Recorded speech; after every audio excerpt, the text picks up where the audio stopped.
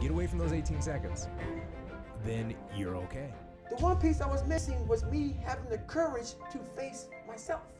Practicing every single day, because it's a muscle, the ritual of over-delivering. I'm David, welcome to Wise Vibes. Habits are the foundation of everything we do. First, we make habits, and then habits make us. So in this video, I'm going to share with you 7 habits that when you create them, you will win in life. The first habit is to get rid of your phone by Mel Robbins. There is one habit that I have adopted in the last 3 years that has fundamentally changed me as a business person. And it has also changed my ability to manage my emotions so I don't get hijacked. I do not allow my phone in the bedroom. I know the research. Deloitte just did a study based on phone use alone, and 33% of people are reading emails in the middle of the night. I know that if you go to bed and the phone is right next to you, right? So you go to bed because you need your phone. You know, somebody might need you, and you sleep. You know, if this is right here and it's not closed and the blue light is on, they've done studies where they have people at a table and the researcher will put their phone on the table, not even my phone, the researcher's phone, and the brain lights up like crazy, just with the presence of a phone. The research around the phone and sleep is so stunning that if you were to adopt one radical thing today other than the 5-second rule, try putting your phone outside your bedroom, turn off the so you don't hear it. Tell people who need to reach you to call you. My kids, I have a kid in college, a kid who's, high school, kid in middle school. If there's an emergency, call me. There is nothing happening on your phone at 2 o'clock in the morning that's important. But if you allow yourself to become a tool of this is supposed to be your tool for selling, your tool for communicating, and we're all becoming the tool. Here's the other thing, common sense-wise, that I want you to understand. You wake up, the alarm goes off. What do you do? Whoop! So you're not even vertical, and you're reading emails. And what is in these emails? Other people's crap. If you don't have boundaries with this puppy, it's going to impact sleep, it's going to impact how much money you make, it's going to impact how much self-control you have. And so when I put this thing outside the bedroom and I wake up, I walk over to where the phone is, it's plugged into my bathroom, I turn it off, I don't look at it yet. I give myself 5 minutes. 5 minutes before I tune into the world to actually tune in up here and say, what's the one thing I'm going to get done today that really matters to me? If you're the kind of person that feels like you don't have control over your day, that your day gets hijacked, that you can't get to the priorities, that you're always behind the ball, this one planning thing will change your life. No phone in the bedroom, turn it off when the alarm goes off, 5 minutes, 5 lousy minutes, 5 lousy minutes before you tune into the rest of the world. And if you've got the kind of job where you've got to check it, get up 10 minutes earlier. You have control over this stuff, and it is so important that you take it seriously now because you're living at the slowest moment of your entire life. And the second habit is don't hit that snooze button by Jocko Willink. Don't press snooze. Snooze doesn't help, by the way. Snooze is one of those things that just simply Snooze is doesn't a dream help. killer. Yeah, it's like Press the snooze button and kill your dreams. That's the answer. Yeah, it's like a complete. You think it's going to help you dream more, but it's not. It's going to destroy your dreams. It's Don't touch it. whole psychological Get trick. away from it. If you press Stop. snooze, the thing that you think pressing the snooze helps you with, like, oh, let me just get that extra 8 minutes of sleep. That 8 minutes of sleep doesn't give you any more energy, by the way. 18 seconds. There's an 18-second window in the morning when your alarm goes off. That sucks. It's about 18 seconds. So 18, like the alarm goes off and you touch it. Yeah. The next 18 seconds are like hard. That's when you have to use maximum effort to clear the gravitational pull of your pillow. If you can get away from those 18 seconds, then you're okay. You just get away from the pillow. It's pulling you in, like with some tractor beam. Oh, yeah. You need to get away from that problem. So the 18 seconds, and once you're up and you're moving, you're good. And number 3 is to change your mentality by David Goggins. They're talking about recovery. Everybody that hears me speak, they want to go straight to recovery. Work out first. Huh. Work out first before you talk to me about recovery. How to recover, yeah. Work out first. We are always looking for, like whenever I talk to people, people take my words and they put it in a way to where they want to feel comfortable. This guy, you know, they want to put you in a box. They want to put a title on you. No, you're putting a title on me to make yourself feel better about yourself. If you read this book of mine and you see where I came from, this person was not built. This person was not made by God. Mm-hmm. This person was built. I made this person. I made this person by diving into the insecurities that life gave me. Because now they're yours. They're yours to own. If you're not smart, call yourself dumb. It's okay, because you are. But take that now as you're putting yourself down. If you're fat, call yourself fat. I used to be 300 pounds. Mm. We want to talk so soft to ourselves. We're looking for that recovery day. And that recovery day is everything in your life. Everything in your life is a recovery day. We're looking for it. It's not coming. It's not coming. Mm-hmm. Get over that recovery day. And that's the mentality I took with me. And what happened through that process was all the frivolous things of life started to float away. I used to tell people lies so they would like me. Because I was so insecure. When you start to build yourself up and start to have the one thing that we don't have is confidence. Yep. Real, authentic confidence from hard work. Everything else goes away. You no longer look to other people for your self-esteem. For validation. That's right. Yeah. You now know.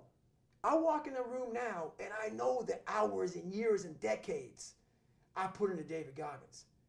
That's something, it's not on the wall. It's not a trophy on the wall. It's not a medal around your neck. It is actually a feeling in your heart. And people go, why don't you ever smile? I don't have to. Yeah. Yeah, I do have a stoic look on my face. I'm a very focused person. But the feeling I have in my soul and in my heart, that's why I don't need to smile. I don't need to smile. I don't need you to look at me and say, oh my God, you look happy. Because half of us aren't happy. Mm-hmm. We're giving you something that we think you want to see. I don't do that anymore. I don't care how you perceive David Goggins. Because through my journey, I figured out the one piece I was missing. I thought it was cars. I thought it was women. I thought it was money. I thought it was everything. The one piece I was missing was me having the courage to face myself. And the fourth habit is to apply what you learn by Eric Thomas. Like, you got to be careful that you're not doing it like for entertainment. You feel me? And I think a lot of you do it for entertainment. So it's like I'm watching Serena play. That's purely, other than the fact that I'm going to take some of the content and use it, you know, to speak, that's purely entertainment. I'm just watching her do what she do. That's pure entertainment. And so for some of you, when you listen to motivation, you're not using it to fuel you. You feel me? Like, you need to use it to fuel you. So let's just say you can do real estate and you're scared. Like, you should be listening to specific stuff that's going to tell you, don't be afraid, take risk, let the rope go, let the net go. Like, that's what you should be listening to, not just random. Gary Vaynerchuk presents habit number 5, look for positivity. You find what you're looking for. I've been giving a lot of thought to kind of just watching what I'm seeing out there in the social, digital ecosystem, and very honestly, just real life. And I'm watching so many people over the last 2 to 3 years look for negativity, look for something that's wrong, find where people disagree with them, fight, look for woe is me, downside, half glass empty. And then I go to a Twitter search or look around the world and I find ridiculously beautiful things every day. Every day, thousands of kind acts randomly by people. All people that I have conversations with who see the opportunities, whether it's in business like voice and AR or crypto or whatever it may be. Just this amazingly interesting thing that I feel the majority of you are looking for the wrong. While there's plenty of wrong and plenty of right in the world, it comes down to one very simple thing. What are you choosing to look for? Because I promise you, if you right now, and I'm making this video for one reason, 24 hours of trying to find the good. Somebody saves a kitten, somebody opens the door, somebody does a nice thing for you, somebody says thank you. One person watches this video, chooses to do 24 hours of looking for good instead of looking for bad, and their game changes. D-Rock heard somebody at a convenience store saying, Mom, you're always so negative. You're always so negative. I am blown away by the fact that life gets real simple if you break it down into this. Are you looking for the negative? This sucks, this government sucks, this person sucks. Or are you looking for the positive? She's nice, that's remarkable, I've got this opportunity. You choose what you're looking for, because what you look for, you find. Always Over-Deliver by Robin Sharma. It is so rare in business and in society right now to see people that consistently go the extra mile. You're in a restaurant, the server generally gives you what you expect or less than what you expect. You go into a clothing store, it's what you expect or less than what you expect. You do business with any organization, it's generally delivering on what you expect, but more often, even less. So you have a gorgeous opportunity to lead the field in everything that you do by doing one thing, practicing every single day, because it's a muscle, the ritual of over-delivering. Don't just give your customers what they expect, give them 10x more than what they expect. Don't just give your organization what your manager, what your boss, what the organization is expecting from you. Show something that is so rare in today's economy. Initiative. Initiative. So you're asked to do a project, give them 5 more things than they expect. You're asked to give a presentation on something, go the extra mile. Consistently dial in the daily habit of over-delivering on people's expectations, and guess what? You become a merchant of wow. You become indispensable to your organization. And habit number 7 is to stop all poverty behavior by Grant Cardone. Stop all poverty behavior. Poverty is a terrible thing. If you've ever known anybody lived in poverty, suffered with poverty, even close to the poverty line, you know that it is awful. And even those with money can live like they are in poverty. I've known millionaires that acted like they were in poverty, wouldn't spend any of the money they had because they were worried about money not coming in the future.